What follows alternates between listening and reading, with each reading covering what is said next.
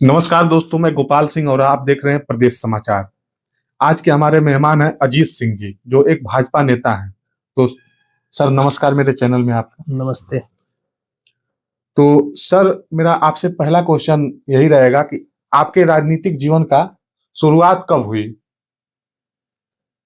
प्रदेश समाचार के हम्म। सभी दर्शकों को नमस्ते। हम्म।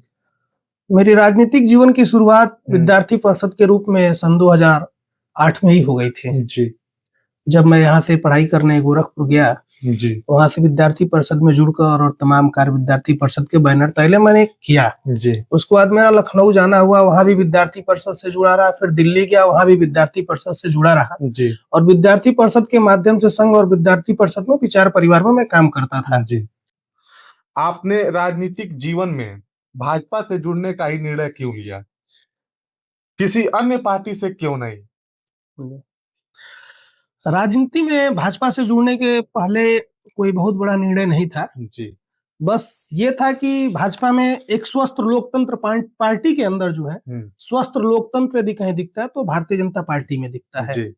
और किसी अन्य पार्टी में यह लोकतंत्र हमें नहीं दिखाई देता है, जिसकी वजह से मैंने राष्ट्रवाद के प्रति जो भाजपा का एक लगाव है, संबंध है उसके कार्यकर्ताओं का, इसके नाते मैं भाजपा से जुड़ा। तुष्टीकरण की राजनीति के आरोप भी आप पर लगते हैं, जब आप किसी अन्य पार्टी के कार्यकर्ताओं के सहयोग में खड़े हो जाते हैं। सबसे पहली बात है कि तुष्टीकरण की राजनीति मैं करता नहीं हूँ। जी। लोगों की अपनी अपनी नजरिया होती है। जी। और किस नजरिए से देखता है। कहीं कहीं आप देखते होंगे किसी को आप ही को जी किसी से अच्छे संबंध होते हैं तो उसका अच्छा चेहरा दिखता है। जी। और किसी का संबंध खराब होता है या वो आपको नहीं समझ में आता है तो अच्छा होते हुए भी आपको खराब दिखता है। तो मेरे अंदर तुष्टीकरण की राजनीति कभी रहा ही नहीं। मैंने तुष्टीकरण की राजनीति नहीं किया। मैंने सबका साथ और सबके विकास की, मेरी पार्टी भी बात करती है, मैं स्वयं भी उसको बात करता हूँ। सबका साथ और सबके विकास की मैं बात करता हूँ।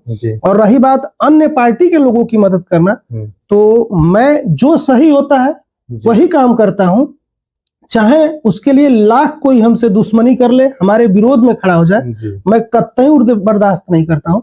मैं उसी चीज को सही कहता हूँ जो सही रहता है। और रही बात विपक्ष के लोगों की, विपक्षी पार्टी के लोगों की, तो ऐसा कुछ नहीं है। सबसे पहले मेरे पार्टी के लोग हैं, मेरे पार्टी के कार्यकर्ता हैं, उसके बाद से सही और गलत का फैसला किसी के भी साथ में करके उसके बाद उस निर्णायक मोड़ पे पहुंचता हूं और उसकी मदद करता हूं।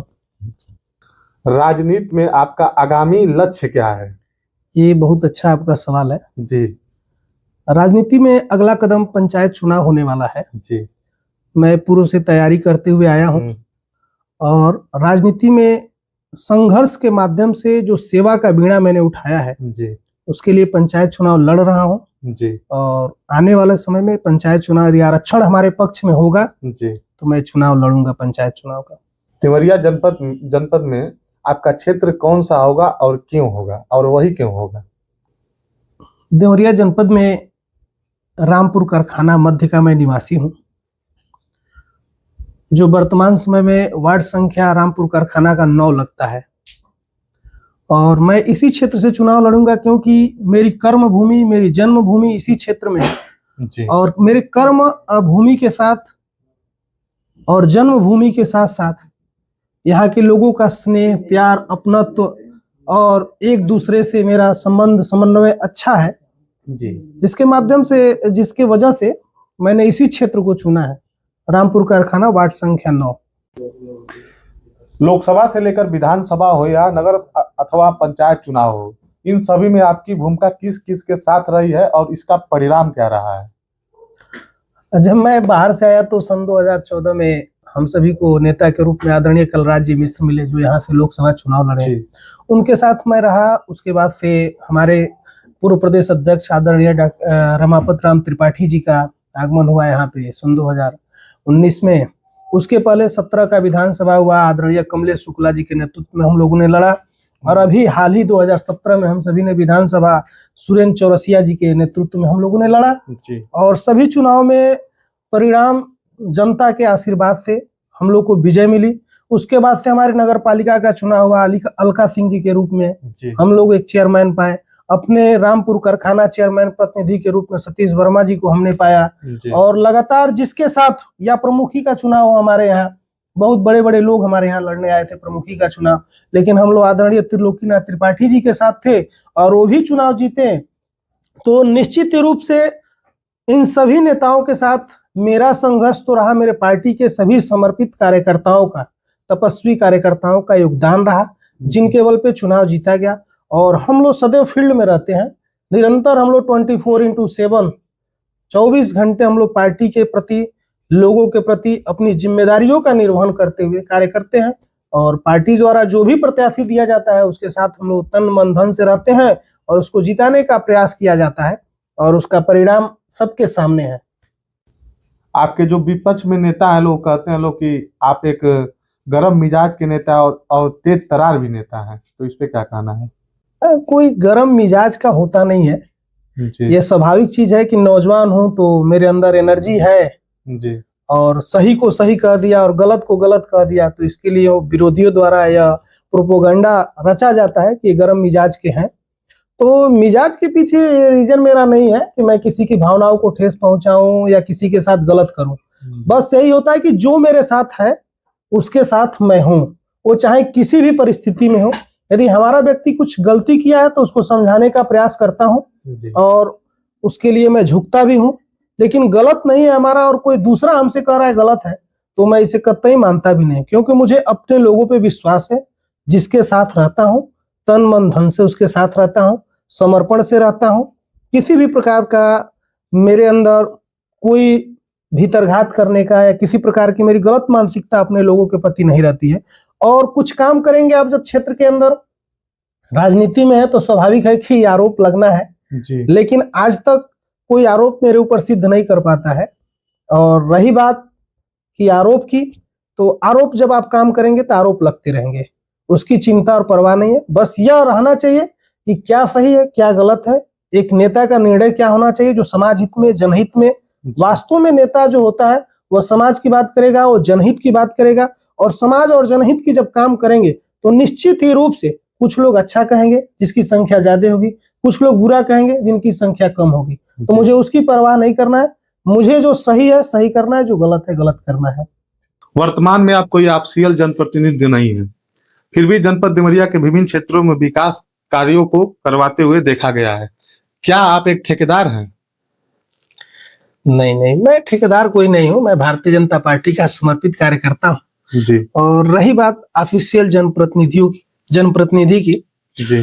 तो सभी ऑफिशियल जनप्रतिनिधि जनता द्वारा जो चुन कर गए हैं उनसे मेरे संबंध अच्छे हैं और जिसके माध्यम से क्षेत्र के अंदर जो भी दिक्कत और परेशानियां आम जनता को दिक्कत परेशानियां होती हैं, वो चाहे रोड के रूप में हो, नाली के रूप में हो, ठीक है, तो किसी प्रकार की दिक्कत परेशानी लोगों को होती है तो मैं अपने ऑफिशियल जनप्रतिनिधियों के पास जाता हूं अपना प्रस्ताव लेकर और सारे जनप्रतिनिधियों द्वारा, जनपद के सारे जनप्रतिनिधियों द्वारा मेरे प्रस्ताव को स्वीकार करते हैं लोग और संबंधों के आधार पे मुझे वह इस क्षेत्र में वो अपना धन देते हैं कि लोगों के लिए रास्ता बनाया जा सके, नाली बनाया जा सके, दिक्कतें और परेशानी कम हो। तो मैं अक्सर कार्यों की गुणवत्ता देखने के लिए कार्यों की गुणवत्ता देखने के लिए मैं अक्सर साइट पे जाया करता हूँ, जिससे कि गुणवत्ता सही हो, रोड अच्छे दिन चले, नाली बन रही है तो अच्छे से बने, इसके लिए मुझे अक्सर वहां पे देखते होंगे आप। अदरवाइज कोई मेरा ऐसा नहीं है और मैं एक ठेकेदार नहीं हूँ लेकिन पार्टी का कार्यकर्ता जरूर हूँ। आता है तो नेता फील्ड में आते हैं, आप लंबा लंबा दावा करते हैं जैसे आप किए हैं, तो क्या चुनाव जीतने के बाद आप भी नेताओं की तरह बदल तो नहीं जाएंगे? जी, आपका सवाल सही है, लेकिन अब तक मैं जिन नेताओं के साथ रहा अभी तक ऐसे देखने को नहीं मिला हमें। हमारे नेताओं ने जो वादा किया वो काम को कराया। और रही बात व्यक्तिगत मेरी, तो मैं तो स्पष्टवादी व्यक्ति हूं जी। मैं उस परंपरा को मानता हूं जो प्राण जाए पर वचन न जाए। मैं जो कहूंगा वो करूंगा और चुनाव जीतने से पहले ही इस क्षेत्र की जनता जानती है, इस रामपुर कारखाना के लोग जानते हैं कि अजीत सिंह ने जो कहा है वो किया है, चाहे वो कितनी भी विपरीत परिस्थितियां आई हो, चाहे मुझे सबसे अलग खड़ा होना पड़ा हो, जी लेकिन मैं खड़ा हुआ हूं और उस कार्य को कराया हूं। तो जनता के मानक पे खड़ा उतरने का प्रयास करता हूं। और जो मैंने पिछले चुनाव में मैं लड़ा था, पिछला चुनाव दूसरे नंबर पे था, पंचायत चुनाव में कुछ ही वोटों के अंतर से हार गया।